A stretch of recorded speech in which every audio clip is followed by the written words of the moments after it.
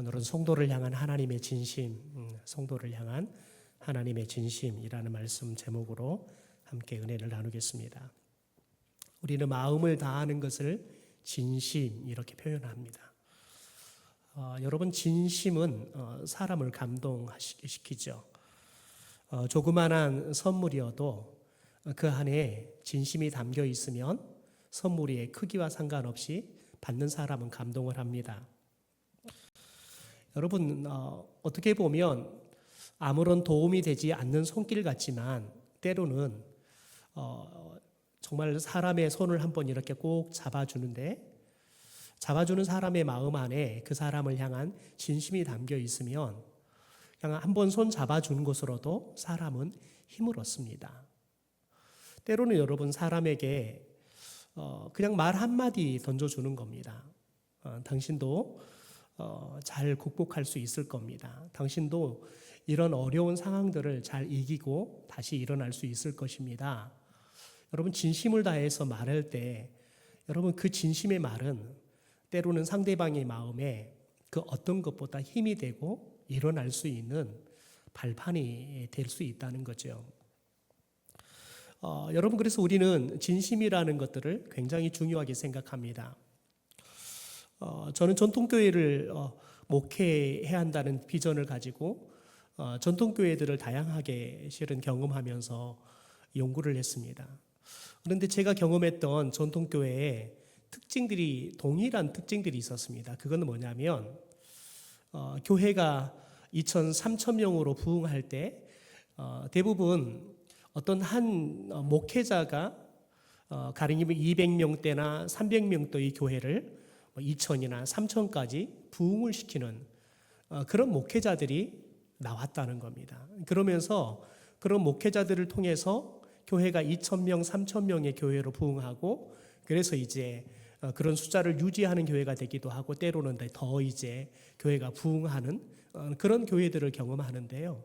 참 재밌는 건 뭐냐면 제가 경험했던 교회에 그렇게 교회를 10배, 때로는 15배 이렇게 부흥을 시켰던 목사님들의 특징이 뭐냐면 대부분 부임하셨을 때 설교를 너무 못했다는 평가를 들었다는 겁니다.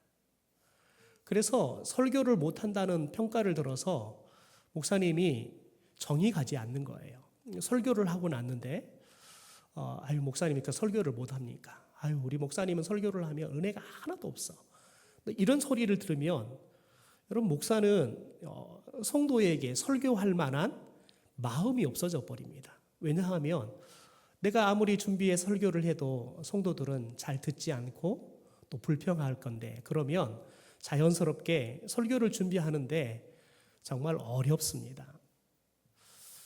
여러분, 그런데 그 목사님들이 그렇게 설교에 대한 좋지 않는 평가를 들으셨는데 어떻게 그분들이 그런 난간들을 극복하고 교회가 10배, 15배 부흥하게 되었냐면, 성도들이 처음에는 목사님의 설교를 언어로 듣는 거예요. 목사가 얼마나 말을 잘하느냐. 설교를 번지르 잘하면 설교를 잘하는 거지만, 설교를 번지르 그냥 탁월한 언어들로 못하면 설교를 못한다고 하는 거죠. 그런데 세월이 3년, 5년 이렇게 흘러가면서 공교롭게도 대부분의 목회자들이 10년이 넘어가기 시작하면서 성도들이 우리 목사님 설교 참 잘하신다라고 성도들의 이 판단이, 목사님의 설교에 대한 판단들이 정반대로 바뀌었다는 겁니다. 왜 그러느냐? 대부분의 성도들이 실은 목사님의 설교를 통해서 은혜를 받은 게 아니라 설교 이 강단 아래에서 목사님이 신방을 하거나 때로는 성도가 아팠을 때 목사님이 찾아가서 성도들이 진심을 다해서 신방하고 기도해주고 또 예배 드려드리고 위로하고 그런 것들을 통해서 목사님과 좋은 실은 관계가 형성이 되어져 가는 겁니다. 그러면서 우리 목사님은 우리를 진심을 다해서 사랑해 주시고 우리를 목양하시는 분이야. 목사님의 그 진심을 느꼈을 때 성도들이 목사님의 말씀을 듣더라는 거예요. 제가 부임했던 한 교회 같은 경우는 목사님이 설교를 너무 잘한다는 거예요. 그래서 그 목사님이 방송실에 가니까 설교들이 녹음이 되어 있는 영상들이 있어 제가 들었어요. 그런데 왜 이 목사님의 설교를 성도들이 은혜가 된다고 말하지? 제가 한 3편의 설교를 들었는데 이해가 되지를 않았어요. 왜냐하면 목사님은 처음부터 마지막까지 원고를 보고 읽으셨습니다. 그러니까 성도들을 보지 않고 목사님이 처음부터 마지막까지 설교 원고를 읽는 거예요. 그런데 성도들은 그 목사님의 설교가 은혜가 된다는 거예요. 도저히 저는 이해가 안 됐어요. 목사님이 차라리 이렇게 눈이라도 성도들에게 마주치고 설교를 하면 좋겠는데, 제가 봤던 3편의 설교가 목사님이 주구장창 설교를 시작하면 끝날 때까지 원고만 읽는 거예요. 그것도 똑같은 톤으로 읽는 거예요. 성도님들이 그렇게 표현하더라고요. 우리 목사님의 설교는 바다 같아요. 네, 바다 같아요. 평온한 바다같이 처음부터 마지막까지 똑같아요. 제가 한 30분의 설교를 듣는데 제가 잠이 오더라고요. 왠 똑같은 소리니까. 여러분, 그런데 제가 목사님의 3편의 설교를 들을 때에는 목사님의 톤이 바다같이 똑같다라는 생각을 하는데, 성도들은 바다 같다라는 표현이 뭐냐면 목사님의 설교를 들으면 톤이 똑같이 풍랑이 없는 잔잔한 바다 같다라는 표현이 아니라, 목사님의 설교는 바다같이 표면같이 이렇게 변함없이 톤이 처음부터 마지막까지 똑같지만, 여러분, 바다 속은 정말 우리가 감당할 수 없을 만큼 유속이 흐릅니다. 여러분, 우리가 보기에는 바다가 잠잠한 것처럼 보이지만, 여러분, 아무리 수영을 잘한 사람도 여러분 바다 속에서 흘러가는 여러분 그 유속을 거슬러서 수영에 갈 만한 사람이 별로 없어요. 그냥 유속을 따라서 흘러가서 수영하는 것은 가능하지만, 왜냐하면 여러분 바닷속은 엄청난 빠른 속도로 여러분 물이 흐르기 때문에 그렇습니다. 뭘 말하냐면, 목사님의 설교를 들을 땐 너무 잠잠한데 설교를 듣고 나면 성도들의 마음 안에 영적인 그런 소용돌이들이 일어난다는 거예요. 변화들이 일어난다는 거예요. 그래서 그 목사님의 설교를 부임부터 해서 그 목사님이 돌아가시고 난 이후까지 목사님을 모셨던 한 장로님과, 은퇴한 장로님과 식사할 기회가 있어서 식사를 하면서 물어봤어요. 목사님의 설교를 제가 한 3편 정도 들어봤는데 처음부터 마지막까지 설교를 원고를 읽어서 제가 듣기에도 잠이 오던데 어떻게 목사님의 설교에 성도들이 그렇게 은혜를 받는다고 이야기합니까? 그랬더니 그분이 그렇게 이야기하는 거예요. 처음에 목사님이 오셔서 그렇게 늘 설교 원고를 읽었다는 거예요. 그러니까 성도들이 얼마나 잠이 오겠어요. 왜냐하면 목사가 나를 한 번도 안 봐주는데, 그러니까 성도들이 자연스럽게 딴짓을 하는 거예요. 여러분, 그래서 그 목사님의 설교에 대해서 가장 비판을 많이 했던 분이 누구냐면 목사님 사모님이셨대요. 왜냐하면 목사님 사모님도 똑같이 대학원에서 신학대학원에서 같이 신학을 공부하신 분이신 거예요. 오히려 사모님이 성적이 더 좋으셨대요. 근데 단지 사모님은 목사 안수를 안 받은 뿐인 거죠. 그러니까 사모님이 목사 설교가 어떻고 이게 다 그냥 설교학적으로 다 분석해가지고 집에만 오면 이제 분석해서 남편한테 당신 도입 부분은 이게 잘못됐고, 그래서 실은 목사님이 사모님한테 이 설교로 바가지 긁는 것 때문에 정말 스트레스를 많이 받으셨다는 거예요. 그 사모님은 지금도 살아계시는데 후임 목사님 설교도 매주마다 그렇게 비평을 하고 계십니다. 지금도 하고 계세요. 그 버릇을 못 고치시더라고요. 여러분, 그런데 장로님이 그러세요. 사모님의 그렇게 매주마다 목사님을 설교를 비평하는 것 때문에 목사님의 설교가 은혜스러워진 게 아니라, 목사님이 성도들을 진심으로 대하고 목양하는, 여러분, 그런 목사님의 진심을 성도들이 알게 되어지니까 목사님의 설교를 진심으로 성도들이 듣는 거예요. 이 아이 컨택은 하지 않지만 목사님이 얼마나 진심을 다해서 설교를 하는지 성도들이 아니까 그 목사님의 설교에 성도들이 귀를 기울인다는 거예요. 그러니까 눈으로 설교를 듣는 게 아니라 귀를 열고 마음으로 설교를 들으니까 성도들이 변화가 일어나는 거지요. 여러분, 그러면서 이제 교회가 급격하게 부흥을 하기 시작했다는 거예요. 여러분, 그러니까 대부분 초신자들이 처음 왔을 때는 그 목사님이 설교를 잘한다는 소문을 듣고 왔는데 설교가 신통치가 않는 거예요. 왜냐하면 한 번도 봐주지 않고 처음부터 똑같이 설교를 하니까. 여러분, 그런데 서가족들이 한 6개월을 설교를 들으면 자기들도 모르게 목사님의 설교에 깊은 은혜를 받는다는 거예요. 왜냐하면 교회를 다니면서 자기를 전도했던 사람, 또 그리고 자기가 들어갔던 구역에 있는 사람들, 또 남선교회 여전도의 사람들이 목사님에 대해서 이야기를 해주는 거예요. 그러면서 자기가 이제 막 2,000명, 3,000명이 되면 새 가족들이 기껏해봤자 목사님 한 번 만나면 많이 만나는 거예요. 그러니까 목사님하고는 실은 깊은 영적 관계를 가질 수 있는 타임이 없지만 성도들을 통해서 목사님의 진심을 알게 되는 거죠. 그러면서 이제 이 성도님도 목사님의 그 진심을 알게 되니까 목사님의 말씀을 진심으로 듣는 겁니다. 그러니까 그때부터 은혜가 되더라는 거죠. 여러분, 진심을 다한다는 것은 여러분 그 진심을 경험한 사람, 느끼는 사람에게는 감동이 되는 겁니다.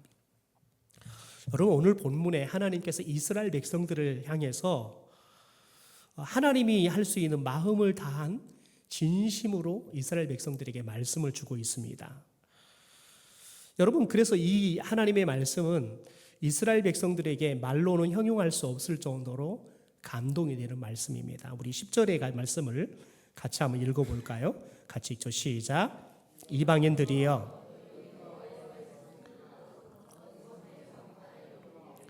이스라엘을 흩으신 자가 그를 모으시고 목자가 그 양떼에게 행함같이 그를 지키시리로다.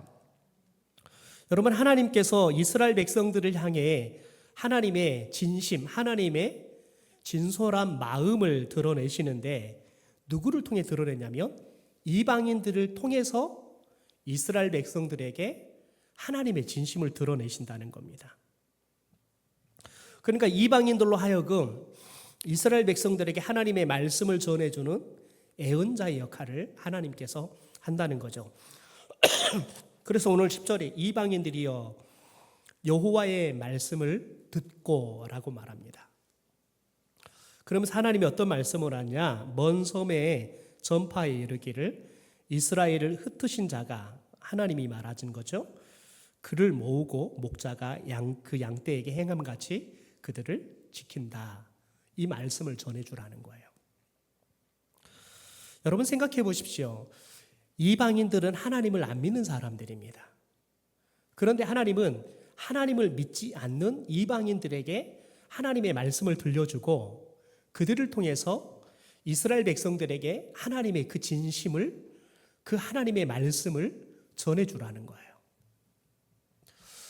여러분, 이건 뭘 말하냐면 이스라엘 백성들이 그들이 포로로 끌려가지만 다시 그들이 포로에서 귀환하는 것은 여러분 그들이 열심히 독립투쟁을 했기 때문에 그들이 다시 나라를 되찾는 일에 열심을 냈기 때문에 그리고 온 힘을 합하고 그들이 할 수 있는 최선을 다했기 때문에 그들이 회복이 되는 것이 아니라 그들이 다시 나라로 돌아오고 그들의 나라가 다시 회복되어지는 것은 전적인 하나님의 역사고 은혜라는 거예요.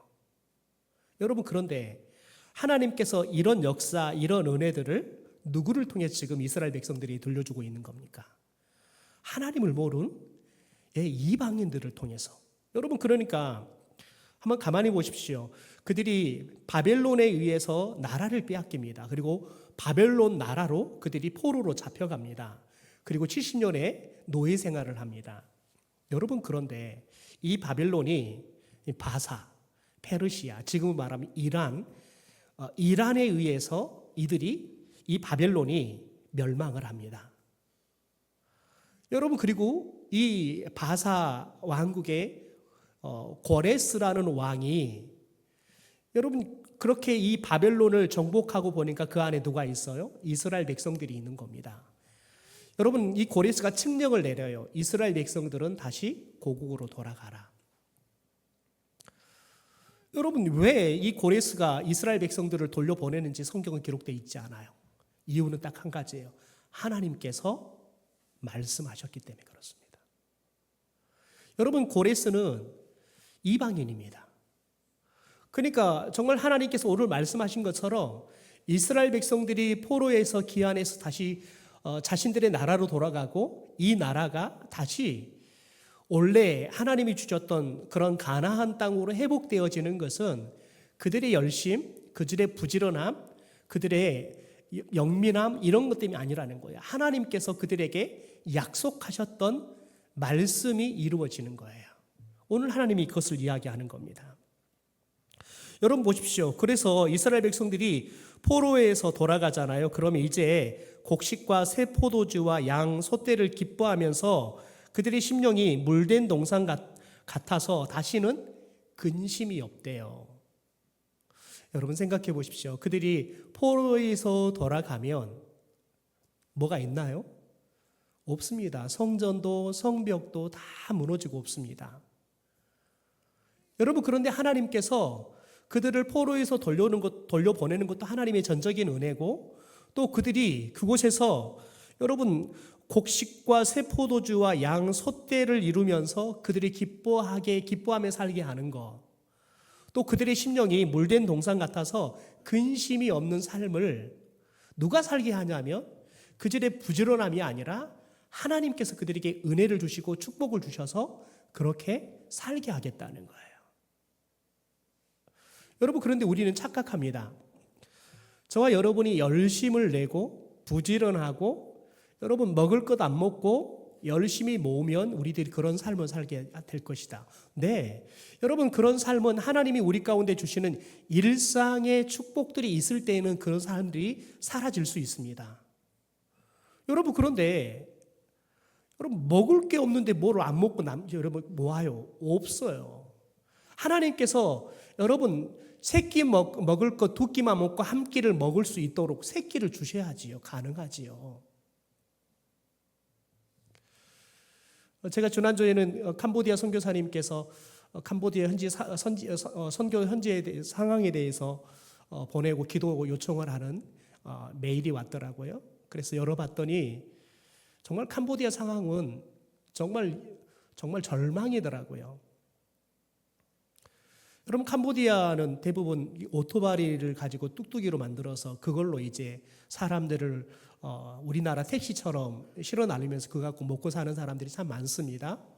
선교사님이 섬기는 교회 안에 성도들도 그렇게 뚝뚝이로 먹고 사는 사람들이 많은데 기름이 없는 겁니다. 기름을 구하려고 그러면 우리나라 돈으로 리터당 3,300원이 넘는데요. 그런데 그것도 기름을 얻으려고 하면 하루 종일 주유소에서 대기를 해야지 간신히 넣을까 말까 하대요. 그러니까 아예 포기를 하고 뚝뚝이 영업도 못 한대요. 아예 지난번에 태국과의 전쟁 때문에 태국에서 가스를 다 보급해 줬는데 팔았는데 그걸 차단해 버린 거예요. 가스도 안 들어오는 거예요. 그러니까 음식점이 음식도 할 수가 없게 돼 버리는 거죠. 그러니까 가스도 없죠, 기름도 없죠. 그러니까 완전히 그들의 일상은 다 스톱돼 버린 상황이 돼 버렸다는 거예요. 여러분, 우리는 얼마나 더 기름값이 올랐냐 이것하고 싸우는데 그 사람들은 아예 없어요. 여러분, 우리나라 사람들이 외국인들이 봤을 때 제일 이해 안 되는 거 그렇다잖아요. 세상에 쓰레기 봉투를 사재기하고 뭐 그게 올랐네 이런 게 외국인들 눈에는 신기하다는 거예요. 자기들 같으면 쓰레기 봉투 없으면 그냥 아무 봉투나 다 담아서 버려버리면 될 건데 한국 사람들은 세상에 그 쓰레기 봉투 값 오를까봐 가서 쓰레기 봉투를 막 사재기하는 게 이해가 안 된다는 거예요. 아니, 이런 상황이면 뭐 쓰레기 봉투에 담아요. 그냥 일반 봉투에 담아서 버려도 누가 뭐라고 하겠어요. 자기들은 도저히 한국 사람들이 이해가 안 된다는 거. 그러기 지금 이런 상황인데 뭘 쓰레기 봉투에다가 쓰레기를 담아갖고 버린다는 그런 생각을 하는 것 자체가 이해가 안 된다는 거예요. 여러분, 그러니까 우리가 얼마나 정말 호강에 처쳐먹는 삶을 살아가는지 이해가 되잖아요. 여러분, 우리는 그만큼 부유하게 살고 있는 거예요. 여러분, 그런데 생각해 보십시오. 저와 여러분이 남길 수 있는, 여러분, 우리가 뭐 하루 세 끼 먹는데 두 끼만 먹고 한 끼만 먹고 나머지 한 끼, 두 끼 아껴서 우리가 여러분 남기는 것들은 하루 세 끼를 먹는다는 일반적인 하나님이 주시는 일상의 축복이 있을 때만 그게 가능한 거예요. 여러분, 그런데 우리는 착각해요. 우리가 부지런하게 일을 하면 우리는 먹고 살 수 있다고 생각한단 말이죠. 여러분, 그런데 하나님이 그 은혜 저주를 딱 끊어버리면 여러분, 하루 세 끼 중에 두 끼가 아니라요, 하루 한 끼도 못 먹을 수 있어요. 그러니까 저와 여러분에게는, 특별히 우리나라에 하나님이 주신 은혜와 축복이 정말 풍성하고도 풍성한 거예요. 여러분, 오늘 말씀으로 다시 또 돌아가 보면, 여러분, 이스라엘 백성들이 그들이 하나님이 주신 것으로 풍성하게 누릴 뿐만 아니라 여러분, 그들 안에 근심이 없어진대요. 여러분, 그래서 하나님께서는 이 모든 일을 그냥 행하시지 않고 그들보다 강한 자의 손에서 야곱을 속량하기 위해서 몸값을 지불하셨다라고 이야기해요. 11절에 보니까 우리말로 성경으로 이렇게 번역해 놨습니다.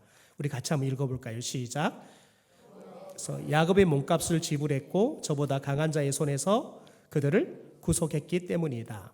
그러니까 여러분, 하나님은 힘이 세고 전지전능하신 분이시지만 여러분, 저와 여러분을 사랑하시는데, 그래서 저와 여러분이 정당하게 하나님께서 몸값을 지불하고 우리를 하나님께 속량해 주시듯이 하나님께서는 우리에게 그렇게 정당한 질서를 따라서 하나님이 직접 값을 다 지불하고 저와 여러분의 그런 은혜를, 그런 축복을 주신다는 거죠. 여러분, 이것은 하나님께서 그분의 능력으로 우리를 구원해 주시는 게 아니라요, 그분은 여러분, 저와 여러분이 정당하게, 합당하게 저와 여러분이 구원을 받고 하나님이 주시는 축복을 누리게 하기 위해서, 내가 힘이 세니까 내 능력으로 눌러서 너희들을 자유케 하는 게 아니라 정당한 희생과 대가를 하나님이 지불하고 우리를 구원해 주신다는 거예요. 여러분, 이것은 하나님 스스로가 여러분, 이스라엘 백성들을 얼마나 하나님께서 가치 있는 존재로 생각하는지 보여주는 겁니다. 여러분, 하나님은 저와 여러분을 다루실 때, 여러분, 하나님은 저와 여러분을 그렇게 가치 있는 존재로 여러분 반드시 다루는 거예요. 여러분, 저와 여러분이 가치 있는 사람이어야지 저와 여러분을 구해올 때 그만큼의 값을 지불하고 데려오는 거죠. 그런데 가치가 없으면 여러분, 우리가 많은 비용들을 드리고 데려올 필요가 없는 거죠. 그런데 하나님 우리를 그렇게 가치 있는 존재로 봤다는 겁니다. 여러분, 그래서 하나님의 진심은 여기서 끝나지 않고요, 더 나아가서는 그 진심이 계속되어집니다. 우리 15절 16절 말씀을 같이 한번 읽어볼까요? 시작. 여호와께서 이와 같이 말씀하시니라. 라마에서 슬퍼하며 통곡하는 소리가 들리니 라헬이 그 자식 때문에 애곡하는 것이라. 그가 자식이 없어져서 위로받기를 거절하는도다. 여호와께서 이와 같이 말씀하시니라. 내 울음소리와 내 눈물을 멈추어라. 내 일에 싹스를 받을 것인즉 그들이 그의 대적의 땅에서 돌아오리라. 여호와의 말씀이니라. 여러분, 하나님께서 라마에서 슬퍼하며 통곡하는 라헬이 그 자식 때문에, 자식을 잃어본 것 때문에 애곡하는 소리를 들었어요. 여러분, 라헬은 야곱이 사랑하는 아내예요. 그리고 그의 언니를 레아의 동생입니다. 그리고 우리가 잘 아는 요셉과 베냐민의 친엄마이기도 합니다. 그런데 이 라헬이 남편인 야곱의 사랑을 받아요. 그런데 아이를 낳지 못해요. 요셉을 낳을 때까지 오랜 시간 동안 아이를 낳지 못해요. 자신의 언니 레아는 아이를 그냥 순풍순풍 잘 낳는데 라헬은 아이를 못 낳아서 그것 때문에 여러분 그렇게 사람들의 눈에 천벌을 받은 사람, 아무리 남편의 사랑을 많이 받지만 그 남편의 사랑이 자신의 그 어려운 마음들을 이루해 줄 수가 없는 거지요. 그러니까 여러분, 얼마나 괴로웠겠습니까? 여러분 그런데 여러분 그 괴로움이 자식을 잃어버렸을 때 그 괴로움보다 더 컸던 여러분 괴로움을 당하는 거예요. 그러니까 아무리 위로를 해도 위로가 되지 않을 만큼 괴로움이 컸다는 거죠. 여러분 그런데 지금 무엇을 이야기하냐면 이스라엘 백성들이 포로로 잡혀가는데 포로로 잡혀가는 과정 속에 자신의 형제들이나 가족들이 때로는 포로로 잡혀가다가 맞아서 죽거나 아니면 병들어 죽거나 여러분 죽어가는 모습들을 눈앞에서 봐요. 그런데 아무런 내가 도움을 줄 수가 없는 거예요. 여러분 그럴 때 사람은 정말 사람이요 자괴감이 듭니다. 내가 이렇게 무능한 존재나 내 자식이 죽어가는데 아버지로서 아무것도 해줄 수 없을 때 여러분 정말 삶이 무너져 가는 거예요. 여러분 이럴 때에는 그 어떤 말로도 위로를 할 수가 없는 거예요. 여러분 그런데 지금 하나님께서 이스라엘 백성들이 지금 마치 라헬이 자식을 잃어버리고 위로하지만 그 괴로움을 결코 어떻게 위로할 수 없을 정도로 힘들어했던 것처럼 이스라엘 백성들이 그랬다는 거예요. 어떤 말로 그들이 가족을, 형제를, 자식을 잃어버리고 여러분 슬퍼하고 괴로워하는 여러분 그 마음들을 위로할 수 없었다는 거지요. 여러분 그런데 그런 이스라엘에게 하나님께서는 울음소리, 눈물을 멈춰라라고 말씀을 해요. 여러분 이 말씀은 단순하게 위로 정도 해주는 말이 아니라요. 이 말씀은 실제로 울음소리와 눈물을 그치게 할 수 있는 분명하고도 확실한 말씀인 거예요. 여러분 그들이 하나님의 이 말씀이 단순하게 위로하기 위한 그냥 말 정도가 아니라 그들이 울음도 더 나가서 여러분 눈물도 멈출 수 있도록 하나님께서 말씀을 통해서 일하신다는 겁니다. 여러분 그래서 지금부터 이스라엘 백성들을 구원할 것임을 이방인들에게 알리고 그 몸값을 지불함으로 해서 이스라엘 백성들의 존재의 가치를 높여줘요. 그래서 그들의 영적인 필요들을, 육적인 필요들을 하나님이 모두 채워주신다는 거예요. 그래서 그들의 두 눈에서 눈물을 닦아주시고요. 여러분 여러분 입에서 나오는 여러분 울음소리를 멈추게 해주시겠다는 거예요. 이게 하나님의 진심인 거예요. 여러분 마찬가지로 하나님께서 오늘 성도들로 살아가는 저와 여러분에게도 하나님의 진심을 보여주고 계십니다. 여러분 하나님의 진심의 증거가 뭡니까? 바로 예수 그리스도입니다. 여러분 저와 여러분을 죄와 사망에서 구원하기 위해서 여러분 예수님을 값으로 지불하셨어요.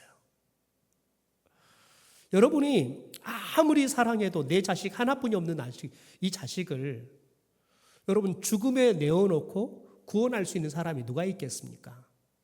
그런데 여러분 하나님은 저와 여러분을 향한 진심이 얼마만큼 진솔하냐며 저와 여러분을 죄와 사망에서 구원하기 위해서 여러분 하나뿐이 없는 독생자 예수님을 십자가에 여러분 우리의 몸값으로 지불해요. 여러분 그러니까 저와 여러분이 갖고 있는 성도라는 이 값어치가 여러분 뭐의 값어치예요? 예수 그리스도의 몸값인 겁니다. 하나뿐이 없는 하나님의 아들의 여러분 몸값일 만큼 저와 여러분은 가치 있는 존재라는 거예요. 여러분 하나님이 우리를 그렇게 진심으로 대하시는 겁니다. 더 나아가서 그분은 여러분 저와 여러분에게 부활이라는 산소망을 주기 위해서 예수님을 다시 살리시죠. 그래서 예수님이 부활의 첫 열매가 되시고 예수 그리스도를 믿는 우리에게도 예수님이 저렇게 부활의 첫 열매가 된 것처럼 너희들이 둘째, 셋째 너희들로 부활의 열매가 될 것이다. 그러니까 여러분 저와 여러분을 신령한 예수 그리스도의 부활의 몸과 같이 우리도 예수님께서 부활시키는 축복을 주셨다는 거예요. 여러분 그렇다면 이런 하나님의 진심을 아는 성도들은 어떻게 해야 되냐는 거예요. 첫째 하나님께로 돌아서는 것을 잘해야 한다는 겁니다. 우리 19절 말씀을 같이 한번 읽어볼까요? 시작.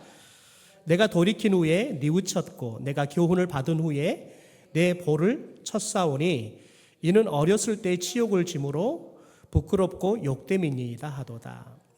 여러분, 우리들이 내 부끄러움, 내 죄를 발견하면 여러분 바로 돌이키는 거예요. 뉘우치고 교훈을 받고요, 회개하고 하나님 앞에 돌아가는 거예요. 여러분, 그걸 잘해야 된다는 거예요. 왜 그럴까요? 여러분, 저와 여러분이 한 번의 회개로 끝날 수 있는 사람들이 아니라는 거예요. 저와 여러분은 여러분 무수하게 수많은 죄들을 매일매일 짓고 살아가요. 사랑해야지 라고 말 떨어지자마자 그냥 여러분 우리들이 여러분 벼락같이 화를 내잖아요. 아유, 내가 말씀 들을 때 용서해야 되는데 여러분, 그런데 나가다가 누가 나한테 거스린 말 하잖아요. 그럼 그 순간 여러분 그냥 제 감정이 확 불타오르는 거지요. 여러분, 그게 우리예요. 그래서 하나님께서는 여러분, 저와 여러분이 하나님의 말씀이 우리의 죄들을 고발할 때마다, 그 죄가 발견될 때마다 하나님 앞에 바로바로 여러분 돌아서야 한다는 거예요. 회개해야 한다는 거예요. 여러분, 그럴 때 저와 여러분이 진짜 하나님의 진심을 아는 성도로 살아갈 수 있는 거죠. 여러분, 두 번째, 이정표나 편말을 세워서 하나님께 돌아오는 성도해야 한다는 겁니다. 우리 21절 말씀 같이 한번 읽어볼까요? 시작. 처녀 이스라엘아, 너희 이정표를 세우며 너희 편말을 만들고 큰 길 곧 내가 전에 가던 길을 마음에 돌아오라. 내 성읍들로 돌아오라. 이스라엘 백성들이 포로로 잡혀갈 때 여러분, 그들이 이정표를 세우며 가라는 거예요. 그래야지 그들이 난생 태어나서 처음 가보는 포로로 끌려가는 길에서 다시 돌아올 때 내가 어디로 가야지 내 고국으로 돌아갈 수 있을지, 내가 세워놨던 이정표를 보고 돌아갈 수 있다는 거예요.